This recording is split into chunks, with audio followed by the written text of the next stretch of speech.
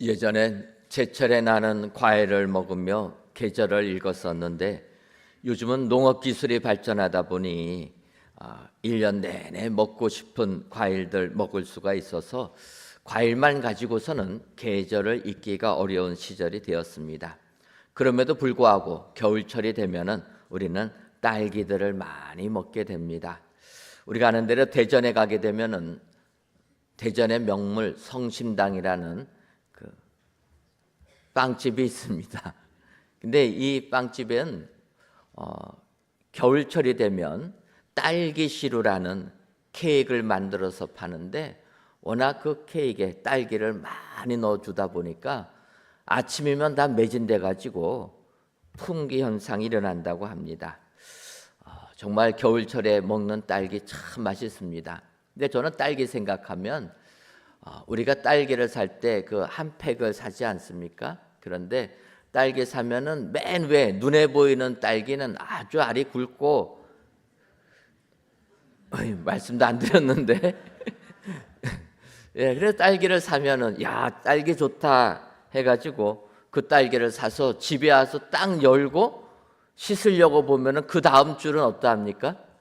그 다음 줄은 다 작고 또 썩기 일보 직전에 이런 딸기들을 보게 됩니다. 그런데 이와 같은 일들이 참 우리가 일상을 살면서 물건 사고 팔 때 이런 일들이 많이 발생하는 것입니다.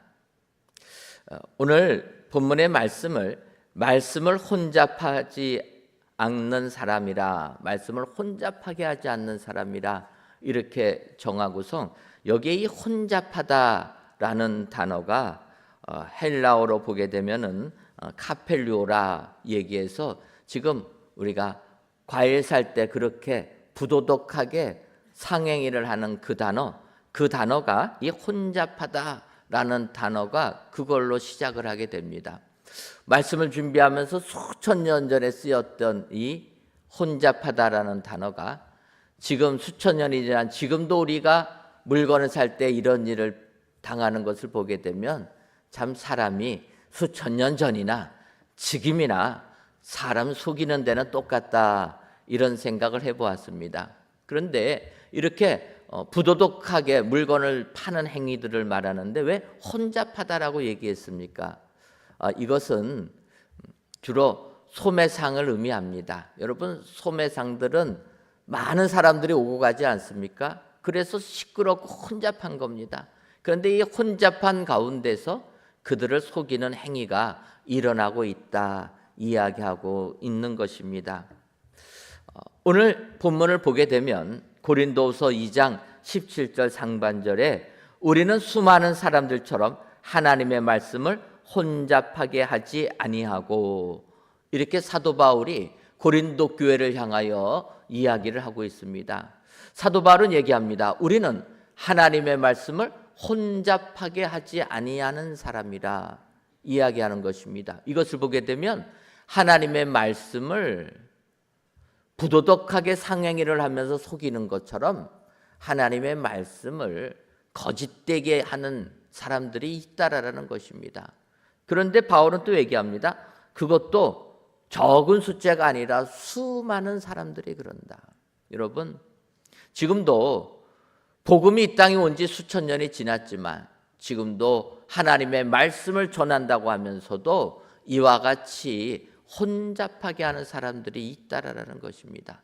사도 바울 시대도 마찬가지고 2000년이 지난 이 시기에도 하나님의 말씀을 순결하게 순수하게 선포하는 게 아니라 혼잡하게 만든다라는 것입니다. 어떤 것입니까? 속이면서 말씀을 이용한다. 여러분 우리가 이런 것을 지금 이 시대에 많이 경험하지 않습니까? 유튜브라는 게 나오다 보니까 유튜브가 이익의 수단이 되었습니다. 그래서 조회수가 많으면 돈을 받게 됩니다. 그러니까 사람들이 유튜브 조회수 높이게 하려고 온갖 자극적인 표현 그리고 유튜브 조회수를 올리려고 하니까 남 비난하는 얘기만 하는 것입니다. 자기는 맞고 남은 다 틀렸다. 여러분 그렇지 않습니까? 칭찬하는 것에 관심이 많이 갑니까? 남 욕하는 데 관심이 많이 갑니까?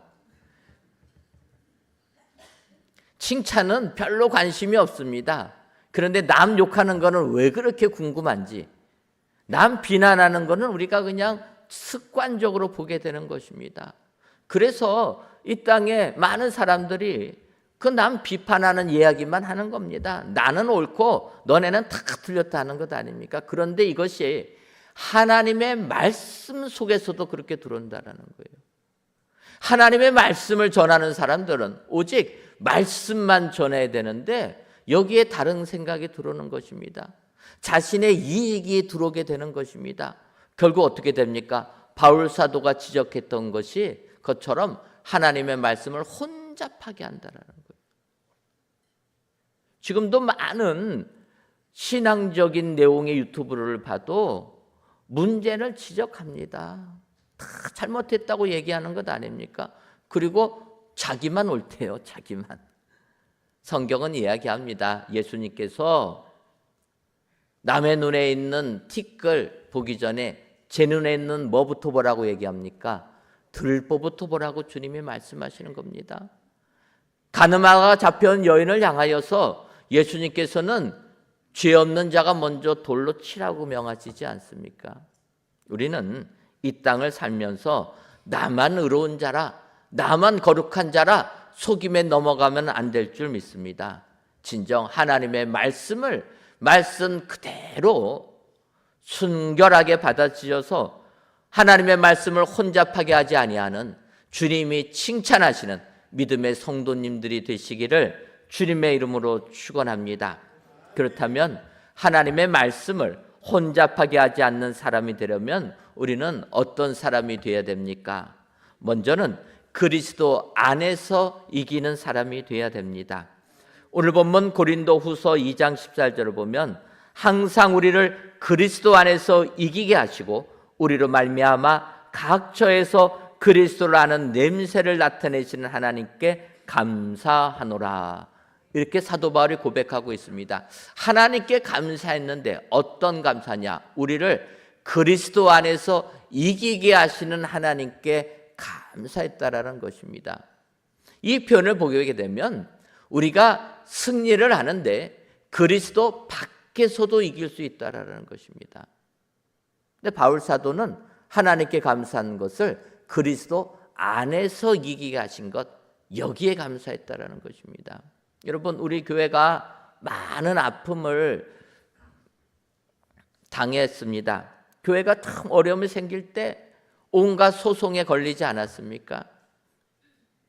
이렇게 소송에 걸리다 보면은 좀 이겨야 되는데 이기려면은 세상적인 방법을 쓸 수밖에 없는 것입니다. 하지만 우리가 믿는 사람인데 소송에 걸렸어도 어떻게 세상적인 방법을 쓸 것인가? 신앙 양심상 우리는 그렇게 할 수가 없었습니다. 그리스도 안에서 이겨야 되는데 우리가 세상 방법 다 쓰고 나면 이게 무슨 의미가 있을까? 그래서 우리는 세상 방법을 쓰지 않았습니다. 그 결과는 어떻게 됩니까? 맨날 지는 거예요. 왜 우리는 항상 지기만 하냐? 성도님들의 책망을 들을 때는 마음이 흔들립니다. 정말 우리도 수단과 방법 가리지 않고 이겨야 되겠다. 하지만 막상 의논을 나누다 보면 우리의 신앙 양심이 그거를 허락하지 않는 겁니다. 우리는 예수님 믿는 자인데 우리가 세상 사람과 똑같은 방법으로 이기면 그 승리가 무슨 의미가 있겠는가? 결국 우리 교회는 그리스도 안에서 모든 문제를 해결하다 보니 결론적으로는 패하고 말았습니다. 수십 년간 정들었던 우리 교회를 떠날 수밖에 없었습니다. 마치 이것은 히브리서 13장 12절과 13절에 그러므로 예수도 자기 피로써 백성을 거룩하게 하려고 성문 밖에서 고난을 받으셨느니라. 그런즉 우리도 그의 치욕을 짊어지고 영문 밖으로 그에게 나아가자. 히브리 기자가 우리에게 권면하는 말씀입니다. 예수님께서 예수님의 피로 백성을 거룩하게 하려고 예루살렘에 들어오셨던 예수님, 십자가를 지고 성문 밖으로 끌려 나가셔서 고난을 당하셨다라는 것입니다. 예루살렘에 입성하셔서 천국 복음을 증거했을 때 유대인들은 예수님 죽이겠다고 성문 밖으로 끌고 나갔다라는 것입니다. 예수님 성문 밖 골고다 언덕에서 돌아가시지 않았습니까? 히브리 기자는 그것을 보면서 그런지 우리도 그의 치욕을 짊어지고 영문 밖으로 그에게 나아가자라고 권면하는 겁니다. 세상 사람들에게는 치욕의 십자가지만 우리 그리스도인들에게는 이것이 은혜의 십자가가 되는 줄 믿습니다. 그래서 히브리 기자는 예수님의 십자가를 짊어지고 영문 밖으로 나가서 그에게로 나아가자. 그 당시 기득권을 상징하는, 그 당시 승리를 상징하는 예루살렘이 아니라 패배를 의미하는 영문 밖으로 나가서 십자가를 짊어지는 자, 그 자가 되어야 된다. 히브리 기자가 말씀하고 있습니다. 여러분, 우리 예수님께서는 히브리 기자의 언급처럼 십자가를 지고 골고다 언덕에 매달리셨습니다. 그리고 예수님이 돌아가신 것입니다. 세상 사람들은 당신이 메시아라면은 십자가 아래 내려오라 얘기했지만 우리 예수님, 우리 죄를 대신 지시고 십자가의 고난을 당하셨던 것입니다. 우리도 그 예수를 본받아서 세상적인 승리를 버리고 그리스도 안에서 이기려고 하니 예수님처럼 고난을 당할 수밖에 없었습니다. 하지만 여러분, 예수님의 십자가의 고난이 우리에게 생명을 주시는 승리의 십자가가 된 줄 믿습니다. 주님은 십자가로 죽음으로 끝나지 아니하시고 사흘 만에 부활하셨던 것처럼 우리 은혜강성교회가 풍납동을 떠났지만 하나님께서 더 좋은 곳으로 이렇게 행복하게 신앙생활할 수 있는 축복을 주신 줄 믿습니다. 우리가 끝까지 그리스도 안에서 승리를 생각하고 그리스도 안에서 승리를 원할 때 우리 주님의 승리의 은총이 우리에게 그대로 임하게 될 줄 믿습니다. 여러분, 세상적으로 승리하면 세상 사람들은 칭찬합니다. 세상에서 이기면 내가 잘했다 칭찬받습니다. 하지만 여러분, 그리스도 밖에서 승리한다라면 우리 주님은 우리를 뭐라고 판단하시겠습니까? 주님 앞에 섰을 때 주님이 나는 너희를 모른다, 이것처럼 허망한 것이 어디 있겠습니까? 예수님께서는 마태복음 25장 31절 이하를 통하여서 양과 염소의 비유를 우리들에게 말씀해 주십니다. 마태복음 25장 31절 이하를 보면 인자가 자기 영광으로 모든 천사와 함께 올 때 자기 영광의 보좌에 앉으리니 모든 민족을 그 앞에 모으고 각각 구분하기를 목자가 양과 염소를 구분하는 것 같이 양은 그 오른편에 염소는 왼편에 두리라. 예수님께서 말씀하시는 겁니다. 인자가 올 때 양은 그 오른편에, 염소는 왼편에 두겠다라는 것입니다. 그리고 오른편에 있는 양들을 향하여서는 너희들은 복받을 자들이라 예비된 나라를 창속받을 것이라 칭찬해 주었다라는 것입니다. 그때 오른편에 있는 그들이 얘기합니다. 우리가 주님을 위하여 한 게 무엇이 있길래 우리를 이렇게 축복해 주십니까? 그때 주님이 말씀하십니다. 너희는 내가 목말랐을 때 물을 주었고 너희는 내가 헐벗었을 때 옷을 주었다. 그때 얘기합니다. 언제 우리가 그랬습니까? 마태복음 25장 40절을 보면 임금이 대답해 이르되 내가 진실로 너희에게 이르노니 너희가 여기 내 형제 중에 지극히 작은 자 하나에게 한 것이 곧 내게 한 것이니라 하시고.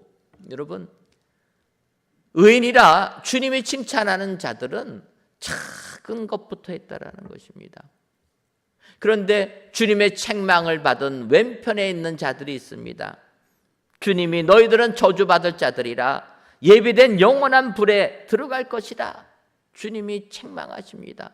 그때 그들이 이야기합니다. 언제 우리가 주님 줄이실 때 먹을 것을 안 드렸고 주님이 헐벗을 때, 병들었을 때 우리가 공양하지 않았겠습니까? 주님이면 다 공양했을 것입니다. 그때 주님이 말씀하십니다. 너희들 작은 자 하나에게 하지 아니한 것이 곧 내게 하지 아니한 것이라. 여러분, 이 세상 사람들은 큰 것에만 관심을 가지고 있습니다. 그래서 작은 부분들은 무시하기 쉽다라는 것입니다.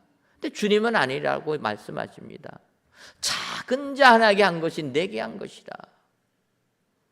우리는 이기는 것만을 생각합니다. 승리처럼 행복한 게 어디 있습니까? 그러나 그 이기기 위하여서 주님 밖에 이기는 것, 주님이 아니라는 것입니다. 주님 안에서 이기는 삶, 이 삶이 은혜요 복이 되는 줄 믿습니다. 하나님의 말씀을 혼잡하게 하지 않는 사람은 하나님의 말씀 한 구절 한 구절 모두를 그대로 받아서 그대로 지키는 사람인 줄 믿습니다. 많은 사람들이 하나님의 말씀을 내 마음에 맞는 것은 하나님의 말씀이요, 내 생각과 맞지 않는 것은 하나님의 말씀이 아니라고 배척한다라는 것입니다. 여러분, 성경의 모든 성경은 하나님의 영으로 기록되었다 이야기하고 있습니다. 하나님의 말씀 작은 것 하나도 놓치지 아니하고 우리가 그 말씀 그대로 받을 때 우리는 하나님의 말씀을 혼잡하게 하지 아니하는 복된 자가 될 줄 믿습니다. 진정 이기는 것이 목적이 아니라 그리스도 안에서 이기는 삶이 진정한 복된 자라. 오늘도 그리스도 안에서 이 세상을 이기시는 은혜의 모든 성도님들이 되시기를 주님의 이름으로 축원합니다. 다음으로 하나님의 말씀을 혼잡하게 하지 않는 사람은 그리스도의 향기가 나는 사람입니다. 오늘 본문 고린도서 2장 15절을 보면 우리는 구원받은 자들에게나 망하는 자들에게나 하나님 앞에서 그리스도의 향기니 이렇게 이야기하고 있습니다. 여러분, 여기서 향기라는 것은 좋은 냄새를 의미합니다. 냄새란 사물을 인식하는 우리의 오감 중에서 후각을 가지고 인식하는 것을 말하고 있습니다. 바꿔 말하면 눈에 시각에는 보이지 않아도 우리가 후각을 통하여서 느낄 수 있다는 것. 바꿔 말하면 우리 그리스도인들을 사람들이 보기도 전에 느낌으로 느낄 수 있어야 된다는 것입니다. 요즘에 젊은 사람들이 그렇게 표현하지 않습니까? 그리스도인 느낌 같은 느낌이 있어야 된다. 이게 말이 안 맞는데 젊은 사람들이 그렇게 씁니다. 정말 우리가 지나가는 곳곳마다 사람들이 보기 전에 우리를 느껴야 된다라는 거예요. 오늘 성경은 그리스도의 향기로 느껴야 된다 이야기합니다. 요즘 전 세계가 한류 문화에 열광을 하고 있습니다. 뭐든지 K만 붙여가지고 나가면 다 인기가 있는 거예요. 어떤 겁니까? K 드라마. 우리나라 드라마가 인기가 있어서 저희가 인도에서 선교할 때 어떡합니까? 인도에 도착하는 순간 목사, 선교사 이런 단어 쓰지를 못하는 것입니다. 이분들이 우리나라 드라마에 빠져가지고 한국말을 배운 겁니다. 그래서 인도 분들은 목사님, 선교사님 하면은 다 알아가지고 힌두교인들 아닙니까? 경찰에 신고하는 거예요. 그래서 우리는 인도 땅 가면은 그 순간 어떻게 됩니까? 이름을 다 내려놔야 돼. 교회의 명칭은 다 내려놔야 됩니다.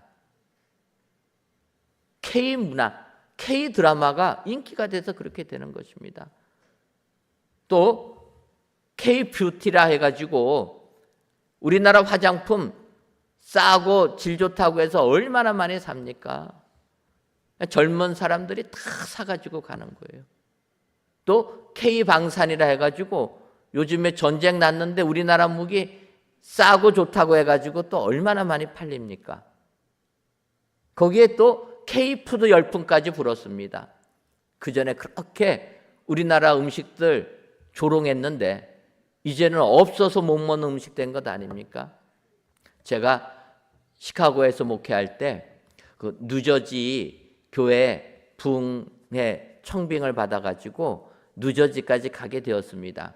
근데 시카고에서 뉴저지까지 가려면 아침부터 하루 종일 자동차 운전해가지고 가야 되는 것입니다. 근데 아침에 일어나서 가면서 햄버거 먹고 점심때까지 계속 운전하다가 점심때 휴게소 가서 또 햄버거 먹고 그리고 저녁까지 또 가서 또 햄버거 먹으려니 여러분 그렇게 먹을 수 있겠습니까?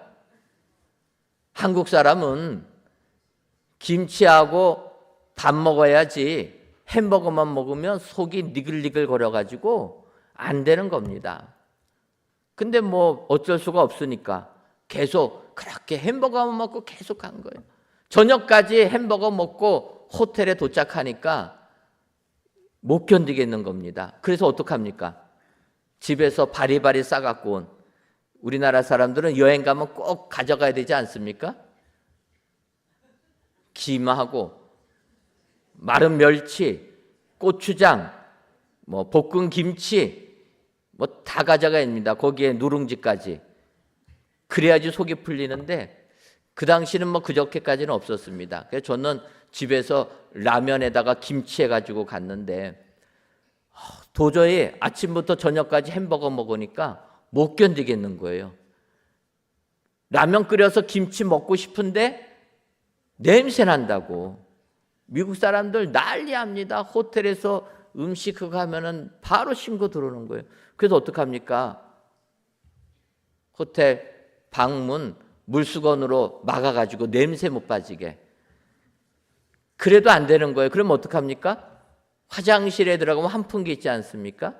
화장실에 들어가서 문 꽉 닫고 화장실에서 라면 끓이고 김치 갖고 먹는데 얼마나 맛있든지.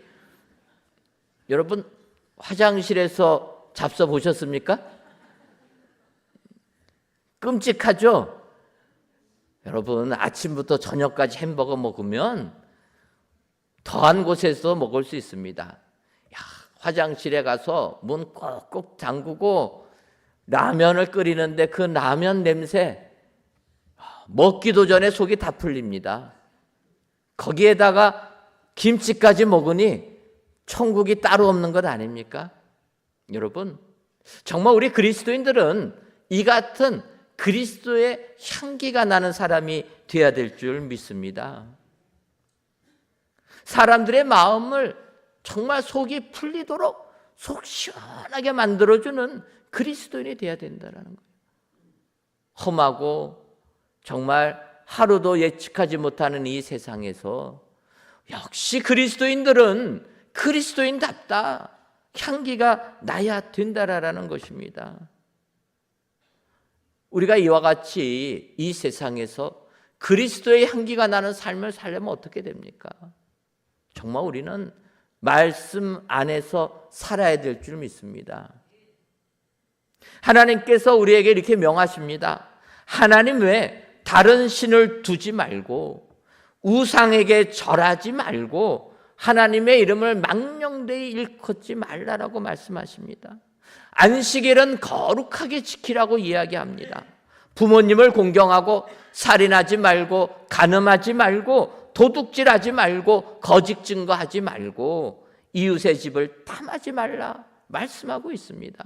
이것을 예수님께서는 하나님 사랑과 이웃 사랑으로 요약해서 말씀해 주신 것입니다.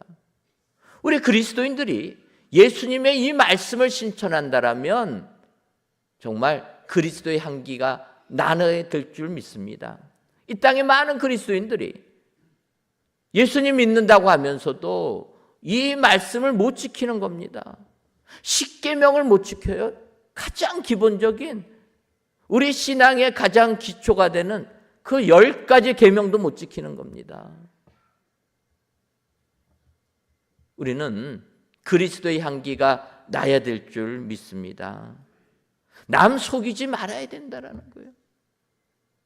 하나님의 말씀을 혼잡하게 하지 말아야 된다는 것입니다. 속이지 않고 우리가 거룩하게 그리스도의 향기를 나타낼 때 주의 칭찬받는 복된 신앙인들이 되게 될 줄 믿습니다. 마지막으로 하나님의 말씀을 혼잡하게 하지 않는 사람은 그리스도 안에서 말하는 사람이 되어야 된다 말씀하고 있습니다. 고린도 후서 2장 17절을 보면 우리는 수많은 사람들처럼 하나님의 말씀을 혼잡하게 하지 아니하고 곧 순전함으로 하나님께 받은 것 같이 하나님 앞에서와 그리스도 안에서 말하노라. 바울이 얘기합니다. 순전함으로 하나님께 받은 것 같이 그리스도 안에서 말한다. 여러분, 우리는 예수님 믿기 전과 믿은 다음이 달라져야 될 줄 믿습니다. 우리가 예수님 믿은 다음에는 그리스도 안에서 말을 할 줄 알아야 된다는 거예요. 사도 바울이 그 모습을 극명하게 보여주고 있습니다. 우리가 아는 대로 사도 바울, 그는 예수님 밖에 있었습니다. 그래서 예수님 믿는 사람, 핍박한 사람입니다. 사도 바울은 빌립보서 3장 6절에서 열심으로는 교회를 박해하고 율법의 의로는 흠이 없는 자라. 자기 자신을 이렇게 이야기합니다. 자기 자신은 율법의 의로는 흠이 하나도 없다. 율법을 다 지켰다라는 것입니다. 그리고 교회로 핍박하고 박해하는 열심이 있었다. 이야기하는 것입니다. 그래서 사도 바울은 예수님 밖에 있을 때, 그리스도 밖에 있을 때 스데반 집사님이 전도하니까 그 전도하는 스데반 집사님 죽이는 것 옳다고 생각하여서 그 돌 던지는 사람도 옷을 지켜준 사람이 스데반 이 사도 바울이었다라는 것입니다. 사도행전 8장 1절 상반절을 보면 사울은 그가 죽임 당함을 마땅히 여기더라. 스데반 집사님 순교당하는 것 당연하다라는 거예요. 자기 생각에 맞지 않고 틀렸다라는 것입니다. 그래서 사도행전 8장 3절 보면 사울이 교회를 잔멸할세 각 집에 들어가 남녀를 끌어다가 옥에 넘기니. 사도 바울이 그리스도 밖에 있을 때는 예수님 믿는 사람 핍박하고 교회를 다 없애버리려고 했다라는 것입니다. 집에 들어가서 남녀 끌어다가 옥에다가 다 넘겨주는 이런 사람이 되었다라는 것입니다. 그런 사도 바울, 예루살렘에서 예수님 믿는 사람 핍박하는 것도 모자라서 다메섹에 있는 사람까지도 끌고 오려고 다메섹으로 가다가 부활하신 주님 만난 것 아닙니까? 그리스도 밖에 있을 때는 자기 생각이 옳았고 내 말이 옳았다. 사도 바울은 자기 말만 했습니다. 그런데 다메섹 도상에서 부활 주님을 만나게 됩니다. 사도행전 26장 16절을 보면 일어나 너의 발로 서라. 내가 네게 나타난 것은 곧 내가 나를 본 일과 장차 내가 네게 나타난 일에 너로 종과 증인을 삼으려 함이니. 부활 주님께서 바울에게 이렇게 명하셨던 것입니다. 증인 삼겠다라는 거예요. 그때 바울이 고백합니다. 하늘에서 보이신 것을 내가 거스르지 아니하고 회개의 복음을 증거했다라는 것입니다. 여러분, 그리스도 밖에 있던 바울이 주님을 만나게 됩니다. 그리고 이제 주님 안에 들어오게 되었습니다. 들어오고 나서는 사도 바울은 그리스도 안에서 말을 하는 것입니다. 회개의 선포만을 이야기하는 것입니다. 우리가 잘 아는 대로 사도 바울 빌립보 간수의 집에 뭐라고 외칩니까? 주 예수를 믿으라. 그리하면 너와 내 집이 구원을 받으리라. 사도 바울의 그 말씀이 그리스도 안에 있으면서는 구원을 선포하는 것입니다. 여러분, 우리가 주님 안에 있으십니까? 그렇다면 얼마나 구원의 복음을 선포하고 계십니까? 세상 것을 말하는 게 아니라 주님 안에 있다라면 우리는 주님의 말씀만을 선포해야 될 줄 믿습니다. 그가 하나님의 뜻에 따라서 예루살렘에 올라가게 됩니다. 그때 주의 제자들이 예루살렘에 올라가면 바울사도 고난당할 것을 알고 눈물로 말립니다. 이때 사도행전 21장 13절을 보면 바울이 대답하되 여러분이 어찌하여 울어 내 마음을 상하게 하느냐. 나는 주 예수의 이름을 위하여 결박당할 뿐 아니라 예루살렘에서도 죽을 것을 각오하였노라 하니. 여러분, 사도 바울의 말이 무엇입니까? 나는 주 예수의 이름을 위하여 결박당할 뿐 아니라 예루살렘에서 죽을 것도 각오하였노라. 여러분, 그리스도 안에 들어왔을 때 그의 말은 주님을 위한 말을 했다라는 것입니다. 더 나아가 예루살렘에서 붙잡혀서 로마로 압송당할 때 바울을 끌고 가던 그 배가 큰 풍랑을 만나게 됩니다. 그 배 안에 탔던 모든 자들이 두려워 떨고 있을 때 사도 바울은 사도행전 27장 23절과 24절에 내가 속한 바 내가 섬기는 하나님의 사자가 어젯밤에 내 곁에 서서 말하되 바울아 두려워하지 말라. 내가 가이사 앞에 서야 하겠고 또 하나님께서 너와 함께 항해하는 자를 다 내게 주셨다 하였으니 그러므로 여러분이 안심하라. 나는 내게 말씀하신 그대로 되리라고 하나님을 믿노라. 여러분, 그리스도 안에 들어왔던 사도 바울의 말은 어떠한 말입니까? 풍랑 속에서 두려워 떨고 있는 그들을 향하여서 안심하라라는 것입니다. 나는 내게 말씀하신 그대로 되리라고 하나님을 믿는다. 여러분, 우리가 그리스도 안에 들어왔다면 우리의 말은 변해야 될 줄 믿습니다. 우리의 말은 복음을 전하는 말이 되어야 되고, 우리의 말은 주의 뜻을 이루는 말이 되어야 되고, 우리의 말은 사람들에게 위로와 평안을 주는 말이 되어야 될 줄 믿습니다. 여러분, 혹시라도 내가 하는 말이 사람들에게 상처는 주지 아니하십니까? 우리는 우리 자신을 직시할 줄 알아야 됩니다. 우리가 그리스도 안에 있다라면 우리의 말은 상대에게 상처 주는 말이 아니라, 상대에게 실망하는 말이 아니라 그들을 위로해 주고 희망을 주고 소망을 주는 말을 해야 될 줄 믿습니다. 진정 오늘 귀한 예배를 드리시는 사랑하는 성도 여러분, 우리는 무엇을 하든지 무슨 말을 하든지 항상 그리스도 안에서 말을 해야 될 줄 믿습니다. 이런 말을 하는 자가 하나님의 말씀을 혼잡하게 하지 아니하는 자라. 주께서 말씀하심을 기억하셔서 오늘도 그리스도 안에서 주님의 말씀만을 증거하셔서 주의 칭찬을 듬뿍 받으시는 저와 여러분들이 되시기를 주님의 이름으로 축원합니다.